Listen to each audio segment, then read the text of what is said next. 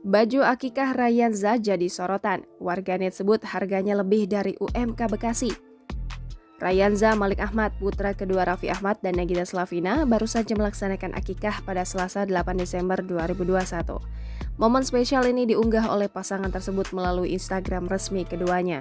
Unggahan tersebut memperlihatkan foto keluarga kecil mereka yang tampak serasi mengenakan busana rancangan desainer kondang Sabto Joyo Kartiko.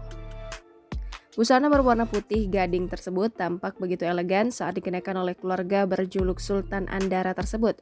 Uniknya, banyak warganet penasaran dengan harga dari busana bayi yang usianya belum genap 1 bulan tersebut.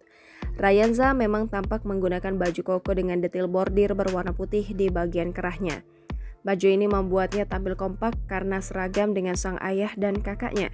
Dikutip dari Instagram @fashion_Nagita Slavina, baju bayi yang tentunya memiliki ukuran mungil tersebut dibanderol dengan harga 5,5 juta rupiah. Sementara koleksi bernama Penara Panel Shirt milik Rafathar karena memiliki ukuran yang lebih besar harganya mencapai 8,350 juta rupiah.